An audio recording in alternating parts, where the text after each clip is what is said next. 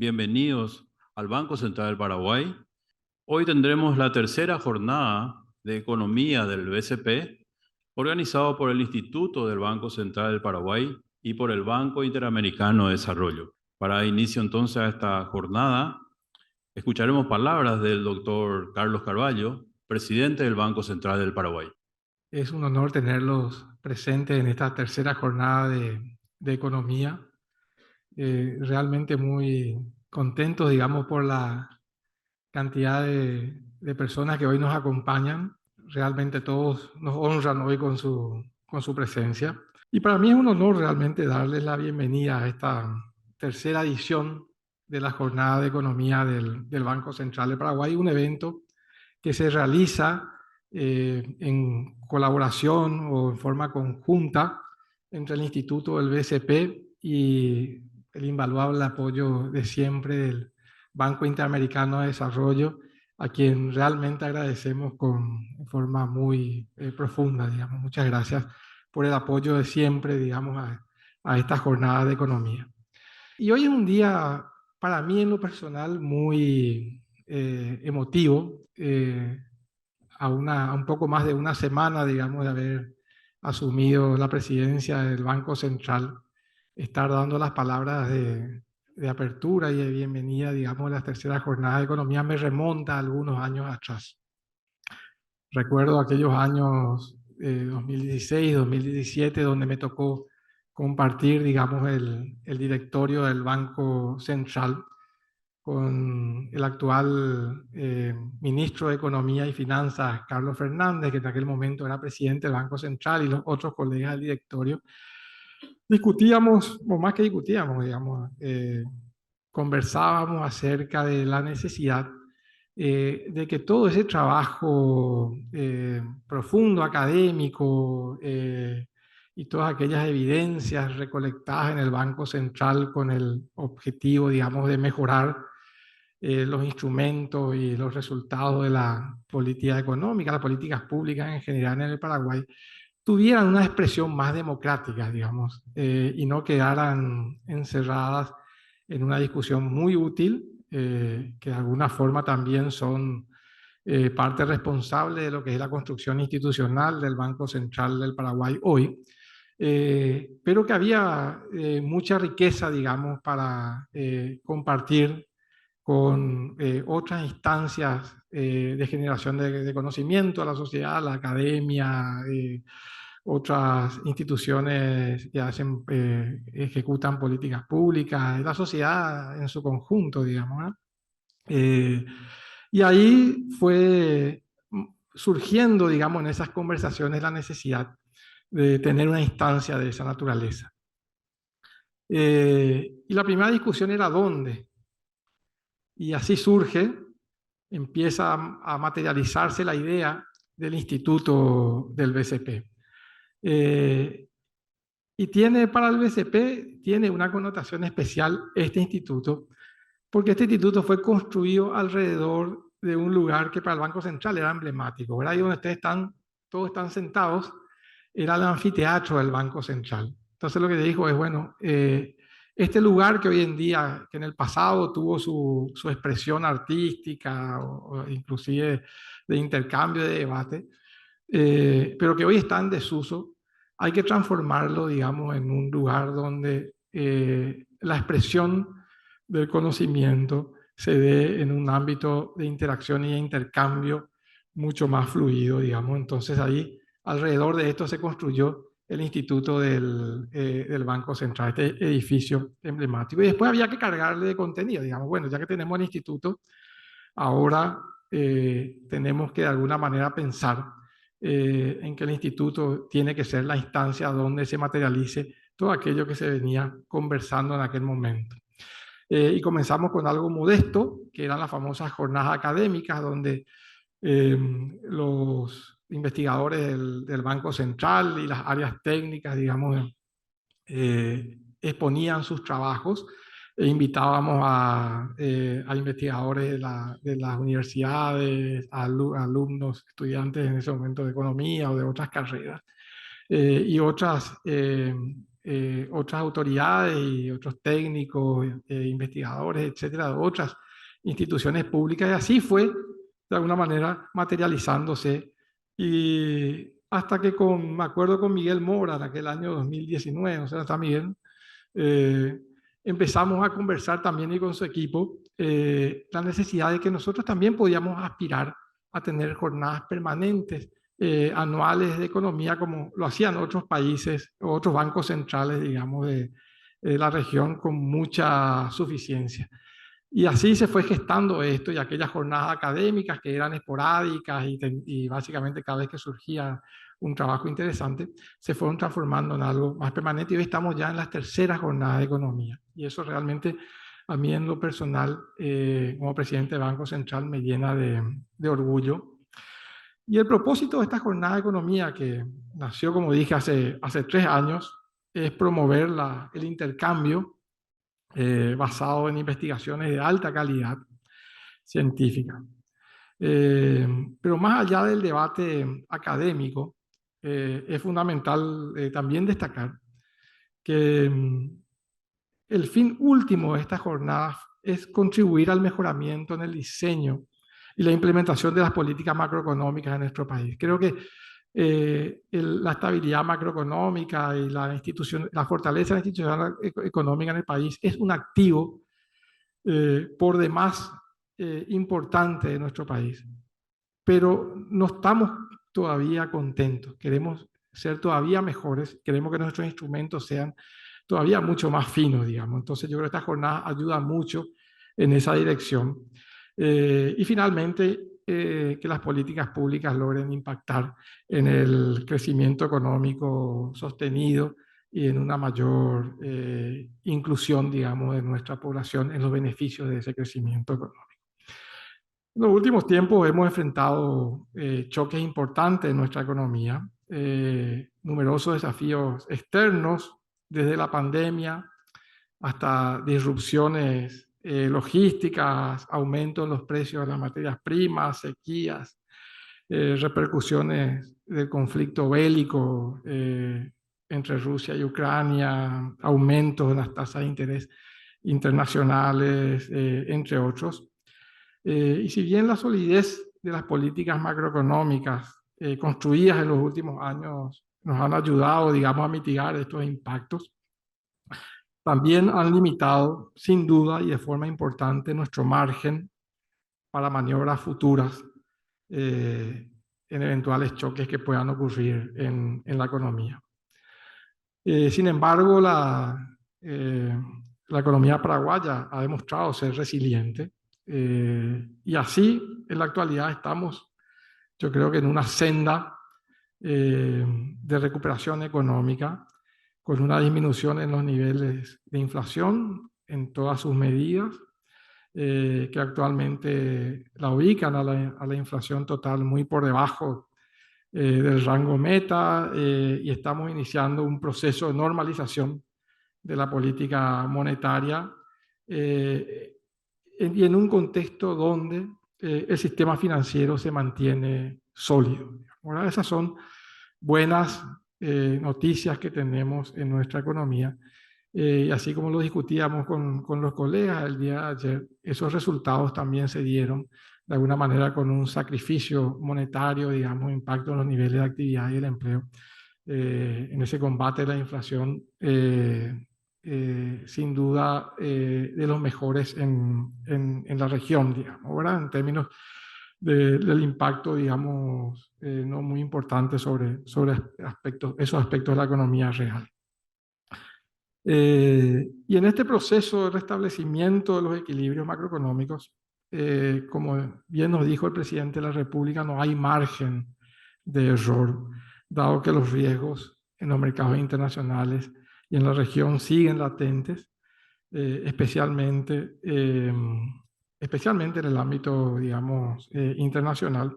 Y bueno, los choques, como estamos acostumbrados en los últimos años, también son mucho más frecuentes. Por tanto, ya para ir finalizando, digamos, y no hacer mucho más largo la posición, porque creo que es mucho mejor escucharle a los especialistas que hemos invitado en el día de hoy. Estoy convencido de que la discusión que se llevará a cabo en este evento, gracias a los temas que se abordarán y sobre todo la calidad de los expositores, será sumamente enriquecedora. No tengo duda de que nos ayudará a comprender mejor las complejas interacciones entre las variables económicas y, en última instancia, tomar decisiones de política macroeconómica mejor fundadas y mucho más eficientes. No tengo duda que este evento contribuirá de manera positiva al fortalecimiento de los cimientos macroeconómicos de la economía paraguaya. Por último, quiero expresar mi profundo agradecimiento a nuestros destacadísimos oradores, Federico Sturzenegger, Andrés Neumayer y Alejandro Izquierdo, que no lo veo, no está Alejandro, Alejandro Izquierdo. Federico Sturzenegger es profesor de la Universidad San Andrés, Andrés Neumayer es director de la Red de Finanzas Internacionales de la CEA y Alejandro Izquierdo es subdirector del Departamento de Investigación del BIT. Agradecemos mucho la presencia de ustedes. Yo sé que ustedes no están acá por lo que nosotros pudiéramos haberse ofrecido, digamos, en términos de incentivos monetarios o de otro tipo. Esto estoy seguro porque, bueno, las instituciones públicas tenemos restricciones demasiado importantes en ese sentido, sino están acá porque tienen vocación de profesores. Todos ustedes son economistas referentes para todos nosotros y porque tienen una elevada generosidad en compartir conocimiento con nosotros. Y voy a cometer un acto de atrevimiento y decir, además, por el cariño que todos ustedes le tienen a nuestro país, el Paraguay, que me consta, digamos, pero que creo que es importante también hacerlo público en este evento. También agradecer a nuestros expositores, a nuestros compañeros del Banco Central que van a exponer el día de hoy. José Báez, el doctor José Báez, el doctor Sebastián Diz, Sebas, el doctor José Luis Matos y el doctor Luis Molinas también, que van a exponer sus brillantes trabajos en el día de la tarde. Entonces, finalmente los invito a todos a aprovechar al máximo esta valiosa oportunidad de aprendizaje y muchísimas gracias por su presencia el día de hoy. Muy bien, de manera ya a arrancar esta jornada, convocamos a la directora del Instituto del Banco Central del Paraguay de manera a presentar a los panelistas. Ella es la señorita Magalí Duarte. Adelante, Magalí. Muy buenos días a todos. Muchas gracias por acompañarnos el día de hoy en la tercera jornada de Economía. Tenemos el honor de contar con un distinguido grupo de panelistas que compartirán sus conocimientos y perspectivas sobre los desafíos económicos actuales. Permítanme presentar a nuestros panelistas, cada uno de los cuales aporta una valiosa experiencia en el campo de la economía. En primer lugar, tenemos al doctor Federico Sturzenegger, que es actualmente profesor plenario en la Universidad de San Andrés. Es profesor adjunto en la Harvard Kennedy School y profesor honoris causa HEC París. Tiene un doctorado en economía en el MIT. Fue profesor asistente de economía en UCLA. Es economista jefe. Fue economista jefe de YPF, decano de la Escuela de Negocios de Ditela, secretario de Política Económica de la República Argentina, profesor visitante de Políticas Públicas en la Escuela de Gobierno Kennedy de la Universidad de Harvard, presidente del Banco Ciudad de Buenos Aires, diputado de la Nación y presidente del Banco Central de la República Argentina. Ha escrito o editado 10 libros, ha publicado numerosos trabajos en el ámbito de las finanzas internacionales y macroeconomía.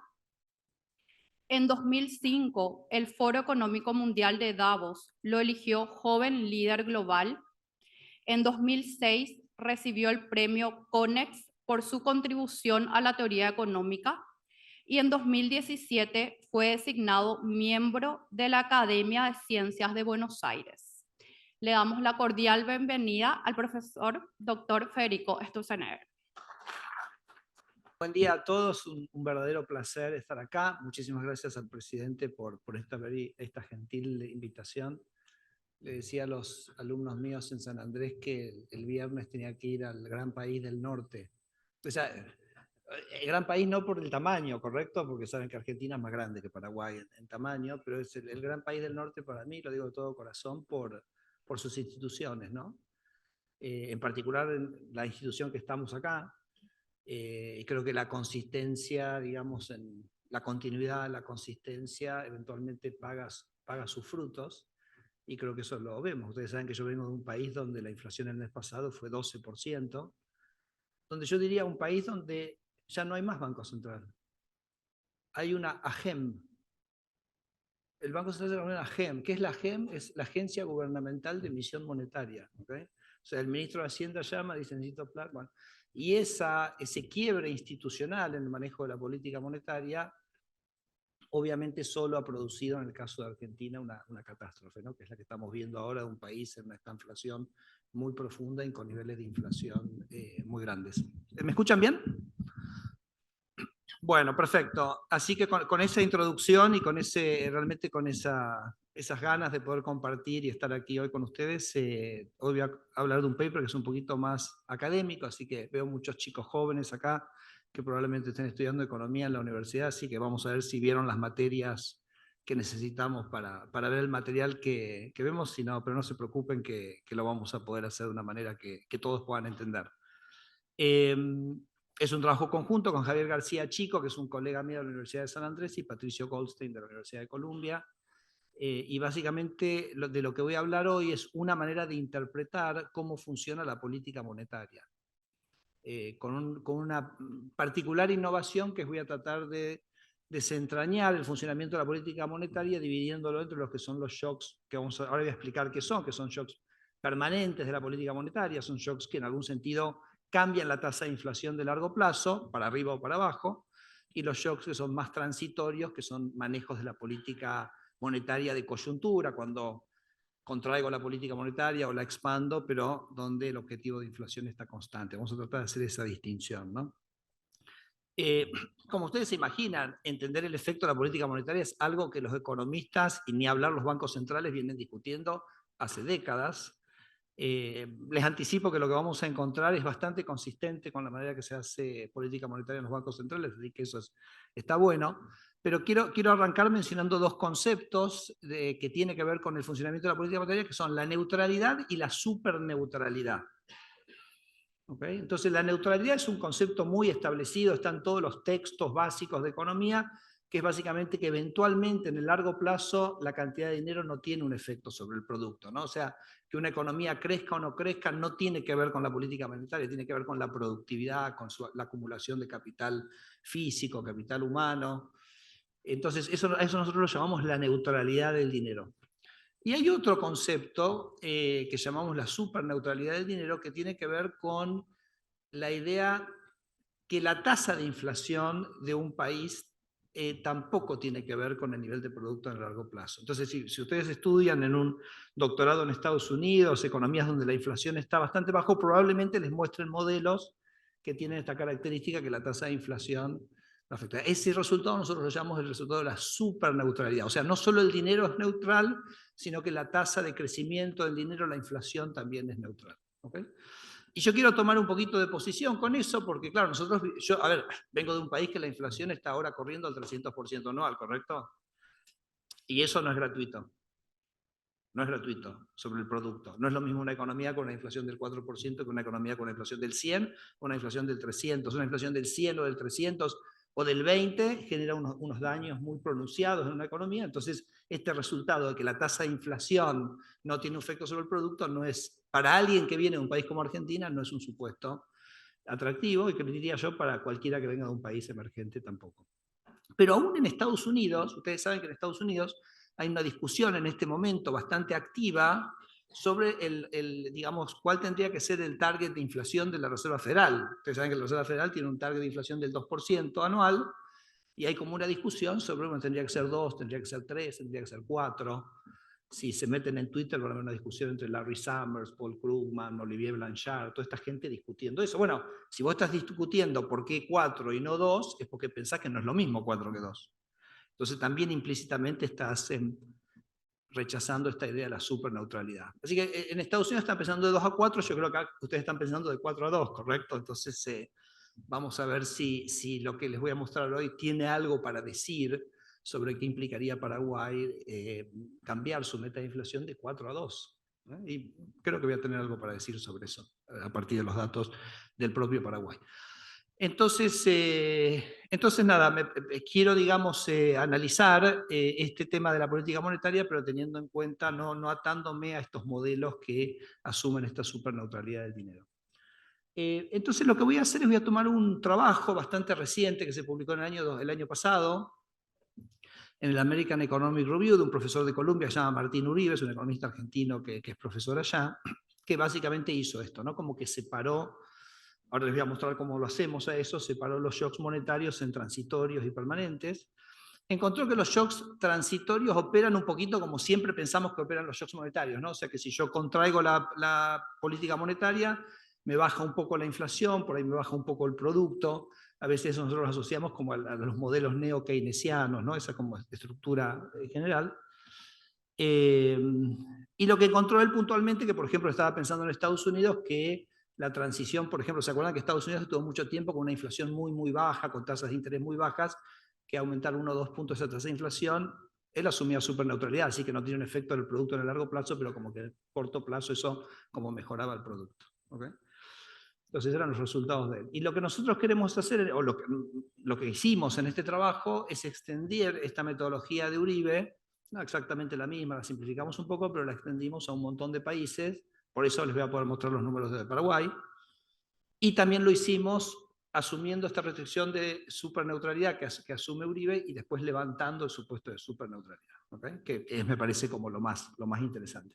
Simplemente, por si se aburren, se tienen que ir a hacer otra cosa, lo que fuera, les cuento, digamos, lo que encontramos. Básicamente lo que encontramos es que la descomposición esa que hizo Uribe, más o menos cuando la extendemos al resto de los países, en líneas generales se replica, es como que bastante normal, es bastante estándar la manera que opera la política monetaria, pero cuando levantamos el supuesto de superneutralidad sí tenemos diferencias, y las diferencias vamos a ver que tienen un patrón muy definido dependiendo del nivel de inflación de la economía. O sea, por ejemplo, bajar la tasa de inflación cuando tenés una inflación muy baja puede tener un efecto diferente a bajar la tasa de inflación de largo plazo cuando tenés una inflación más alta. ¿Okay? Entonces ahora ya vamos a ver qué es el resultado, y los resultados son intuitivos. Vamos a encontrar que si vos tenés una inflación que es relativamente alta, bajar la tasa de inflación de manera permanente tiene un efecto expansivo. O sea, le hace bien a la economía bajar la inflación. ¿Vieron que a veces dicen, uy, bajamos la inflación y eso va a tener un costo? No, bajar la inflación de manera creíble, de manera permanente, ir a un equilibrio con una menor tasa de inflación, suma al producto, no resta. ¿Okay? Estamos hablando de los cambios permanentes, ¿no? Y vamos a ver que eso también es el caso para Paraguay. Y lo otro que encontramos es que en los casos de muy baja inflación, donde sí uno puede tener, por ejemplo, ahí subir un punto a la inflación puede tener un efecto positivo, estoy hablando de economías que tienen 1% de inflación, ¿no? El efecto que se obtiene es muy pequeño, ¿no? Entonces este efecto que encontraba Uribe realmente cuando salís de Estados Unidos es muy chiquitito, y entonces un poco lo que en algún sentido yo concluyo de esto es, si tenés inflación alta, lo primero que tenés que hacer es bajarla y olvidarte de cualquier otra cosa. Y si tenés inflación baja, no pienses que vas a poder hacer mucho en términos de actividad, ¿no? Entonces, para mí eso es, el Banco Central realmente tiene que concentrarse en mantener el nivel de precio, la inflación baja, y ese es el aporte más grande que hace a la actividad económica porque provee esa estabilidad que tiene la economía. Y vamos a ver que esto surge muy claramente de los datos, ¿no? Ya no es una opinión mía, estoy tratando de traer datos para poder argumentarlo eso. ¿Okay? Bueno, ahora me meto en un pequeño túnel de unas cosas un poquito más técnicas, ¿ok? Pero si se pierden, no se preocupen, aguanten ahí, que después salimos del túnel, hay luz al final del túnel, ¿ok? Y en la luz al final del túnel son unos gráficos que me parece vamos a poder interpretar todos, aun si no se entiende la parte técnica que voy a hacer en las próximas 2 o 3 placas. ¿Ok? Entonces, bueno, nosotros vamos a partir de, como les decía, este trabajo de Uribe. Uribe básicamente va a trabajar como que hay distintos tipos de shocks. Entonces va a haber, por ejemplo, un shock que afecta al producto de manera permanente, va a haber un shock que afecta al producto de manera transitoria. Piensen, por ejemplo, un cambio tecnológico y el otro una sequía, ¿no? La sequía es transitorio, el cambio tecnológico es permanente. Y vamos a tener también shocks monetarios que son permanentes, o sea, shocks que cambian la tasa de inflación de largo plazo y shocks monetarios que son transitorios. ¿Okay? Bueno, entonces él básicamente trabaja con eso. Y déjenme mostrarles esto que creo que nos va a... Para entender un poco mejor lo que plantea usted y ordenar un poco yo más mis ideas. Si en Argentina se dolariza la economía, por decirlo así, ahí entiendo yo, se controla lo que es la inflación de largo plazo, digamos, pero sigue el fenómeno monetario. ¿Cómo se explicaría, según lo que usted estructuró acá, cómo se explicaría eso que se esperaría? ¿No tendría un efecto en el corto plazo sobre el producto, digamos? Y se aplicaría ahí la superneutralidad, digamos. Claro. Esa es mi pregunta. A ver, tanto una dolarización como cuando un país fija su tipo de cambio con otro país, la dolarización sería como una versión extrema de eso, ¿correcto? El Banco Central pierde control de la política monetaria. Entonces, como una cosa básica, ¿no? Entonces, básicamente pasa a tener la política monetaria del país con el que fijó. ¿Okay? La dolarización sería. Entonces, lo que creo que es interesante es que me parece que este ejercicio permite, como vos tenés algunos países que están dolarizados, te permiten analizar eso que vos estás preguntando, que es, bueno, la Fed subió la tasa, en Estados Unidos tiene un efecto, ¿y en Ecuador qué efecto tiene? Por ahí no tiene efecto, digo, hay que verlo, ¿no? Porque, digamos, obviamente hay un arbitraje que hace que esas tasas se acomoden, pero hay que verlo. Así que me parece que el ejercicio permite hacer ese análisis, no lo he hecho todavía, me lo llevo como una idea también para hacer. Pero bueno, la dolarización es simplemente como una versión extrema de fijar el tipo de cambio, ¿no?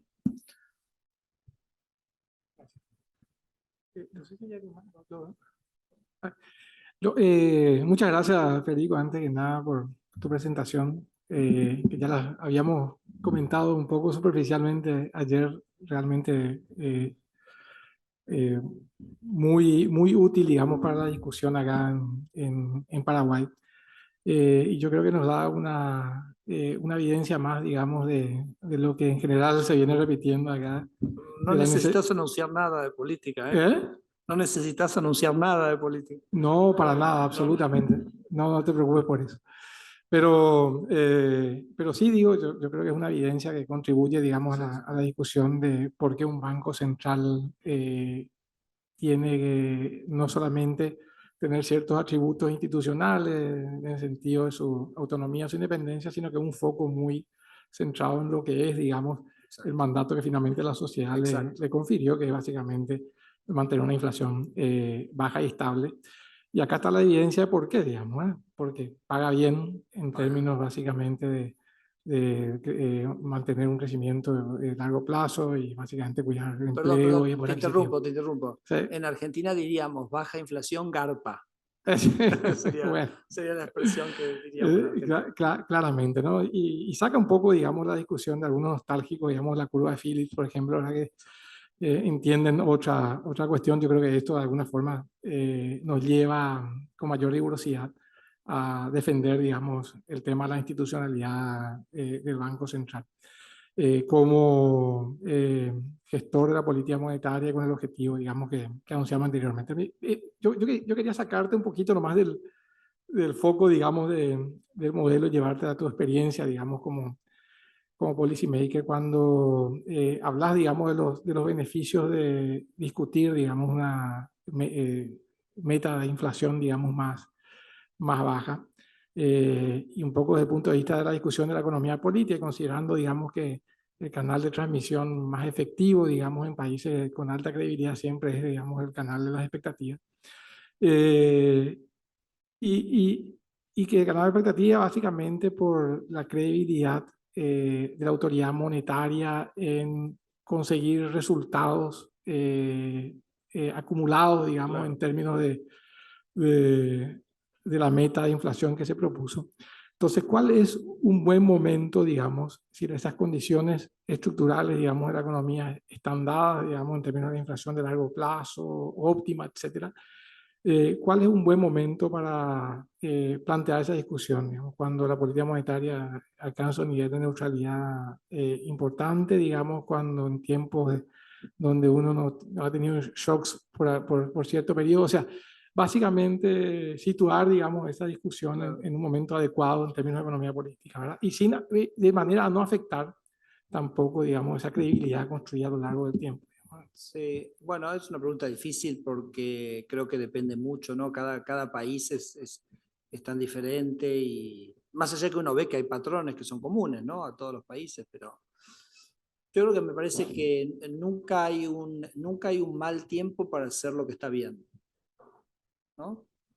Si está bien, hay que hacerlo, no demorarlo. Y entonces me parece que más la discusión es convencerse si esto o aquello. Y si ustedes se convencen que hay buenos argumentos, por decir algo, ya en Estados Unidos está esta discusión si 2 o 4, bueno, en algún momento discutirán y se decidirán. Ustedes tienen la discusión de 4 o 2, digamos, al revés. Yo ayer le comentaba que una cosa que me parece muy atractivo del inflation targeting de Perú, que Perú tiene una meta de 2. Entonces, como la meta es de 2, es la misma meta que Estados Unidos, ¿correcto? Y la cumplen. Entonces, lo que está bueno de eso es que en los peruanos el sol peruano, ¿vieron la moneda peruana? Es como que si la inflación es la misma en los dos países, vos no tenés que esperar ni que suba ni que baje, digamos de una manera en el largo plazo, ¿se entiende? Y eso como en nuestros países, a veces como el tipo de cambio que no causa la inflación, porque la inflación la causa la política monetaria, pero por ahí se mete un poco de ruido, ¿no? Entonces, al poner la inflación en el mismo valor, es como que vos, en un sentido de largo plazo, lo anclaste, digamos, ese valor, ¿no? Y yo creo que eso a los peruanos les funcionó muy bien, ¿no? En Argentina es un problema, cuando el tipo de cambio sube es un problema, cuando baja es un problema y cuando está quieto es un problema, o sea, no hay manera de ganar porque siempre alguien te va a estar desconforme, ¿no? Pero te diría que me parece que no lo pensaría, pienso yo, ¿no? No lo pensaría tanto en el timing, sino en estar convencido si tiene que ser una cosa u otra. Y si ustedes están muy convencidos, siempre va a ser un buen timing porque lo van a poder explicar, lo van a poder ejecutar, lo van a hacer con convicción y me parece que eso es lo que va a ser más exitoso. Entonces, Andy, ¿vos tenías un comentario que quedó colgado? ¿Ya está? Ok, bueno, listo, no sé, ahí me dice 0, a ver. ¿Podemos seguir? Sí, Sí, con mucho gusto. Tengo una pregunta, ya que tocó con respecto al tema de la dolarización. Me he fijado también que muchos economistas argentinos estaban criticando las medidas de Milei. Sí. Le pregunto a usted, ¿qué medida alternativa a la dolarización puede ser lo más factible que pueda llevar a la Argentina a recuperar su estabilidad macroeconómica? Hay muchas cosas, ¿no? O sea, yo creo que lo que está claro es... Y por sobre todo, recuperar la confianza del Banco Central. Total, por supuesto. Yo creo que lo más importante es cómo yo les saco, mire, lo voy a decir de una manera un poco dura, ¿ok? ¿Cómo yo saco las garras de la política del Banco Central? Que es otra cosa, es cómo yo hago el Banco Central independiente. Ustedes, por ejemplo, me contaba la gente del directorio, en la Constitución tienen que el Banco Central no puede financiar al Tesoro, listo, pum, ahí ya pusiste una barrera espectacular, ¿no? Entonces la pregunta es eso, ¿cómo haces eso? Y el problema en Argentina, por ejemplo, vos podrías hacer una ley que haga el Banco Central independiente. Argentina tuvo una ley que hizo el Banco Central independiente en los años 90 y tuvimos deflación. Deflación tuvimos, los argentinos, ¿ok? Entonces, está claro que el enfoque, que ya probamos que funcionó. Después vino un gobierno y dijo, listo, chao, no queremos más que el Banco Central sea independiente y ahora tenemos una inflación que está corriendo, no sé, el 300% anual. Entonces, ya los argentinos esto lo mismo. Pero el problema es que la ley, que hay que hacerlo, ¿eh? Cualquier gobierno que venga tiene que hacerlo. El primer día tiene que arrancar con una ley que haga independiente del Banco Central, pero digo, por ahí no alcanza, porque en Argentina las leyes se las lleva como el viento a las hojas, ¿ok? Necesitamos más. Entonces, por ejemplo, una cosa que a mí me parece que sería interesante, mirando el modelo paraguayo o el colombiano chileno, es decir, bueno, ¿por qué no hacemos una reforma constitucional donde metemos la independencia del Banco Central en la Constitución, porque entonces eso ya sacaste, o sea, el político ya no tiene, ya la Constitución lo protege. El único, digamos, tema que tiene eso es que si vos llamás a una asamblea constituyente en Argentina, la asamblea es soberana, porque la asamblea constituyente digamos, es lo más soberano que tiene una sociedad, ¿no? Que es su asamblea constituyente, y entonces puede hacer lo que quiere, y decís que puede salir de eso, ¿no? Entonces, por ahí te asustás un poquito. Y si no, lo otro que queda como alternativas, no digo que esto sea factible, pero a ver, ¿qué hicieron los griegos? ¿Qué hicieron los italianos que tenían inflación? Dijeron, bueno, hagamos un Banco Central Europeo.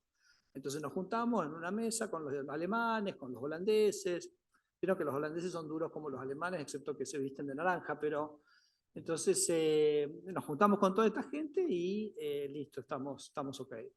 Entonces, yo pienso que para un país como Argentina, no sé si para Paraguay, no sé si para Brasil, pero un país como Argentina, tener una moneda común del Mercosur hoy me parece como que sería un prospecto muy atractivo.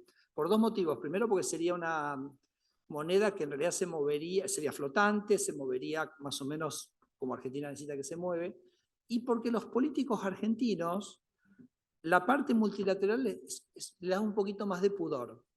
O sea, un político argentino se levanta la mañana y dice, bueno, a ver qué deuda voy a defaultear hoy, ¿ok? Pero, y nada, okay. Ahora, al Fondo Monetario no le defaultea. ¿Se entiende? Entonces, cuando vos estás hablando con algo que es, o sea, si tuviéramos una moneda común y el político quisiera emitir, bueno, hay que ir a explicarle a los brasileños, hay que ir a explicarle al gran país del norte, o sea, es complicado, ¿ok? Entonces, se mantendrían un poquito más recatados. Entonces, creo que eso funciona, creo que no, me parece que no hay el ánimo en el resto de los países de avanzar en una cosa así, pero me parece que eso podría funcionar. Así que para ser práctico, lo que sí tendría que ocurrir es que el gobierno que entre anuncie la independencia del Banco Central. Patricia Bullrich, por ejemplo, ayer presentando un libro, dijo que la primera cosa que va a hacer es una ley de independencia del Banco Central. Y si se ponen a pensar, en realidad el mensaje de mi ley de la dolarización lo que está diciendo es eso. O sea, dolarización, digamos, es casi como una técnica, pero es lo que le está diciendo a la sociedad, es decir, yo tanto quiero un Banco Central independiente que estoy dispuesto a o entregarlo a Estados Unidos o ir y quemarlo, que de hecho lo dice, ¿okay? Entonces, pero en realidad lo que está diciendo es eso, o sea, le está vendiendo a la sociedad argentina lo que ustedes han logrado en la sociedad paraguaya, y la gente quiere eso, y la gente votó eso, ¿se entiende? Entonces, claramente es un tema que tiene una centralidad absoluta y como todos temas institucionales muy profundos de una sociedad, bueno, requieren un consenso muy grande, ¿no? Pero el votante está desesperadamente pidiendo un Banco Central independiente. Yo digo, es la lectura básica que hago del resultado electoral de Argentina en las PASO. Bueno, creo que ya me pasé un poquito de tiempo.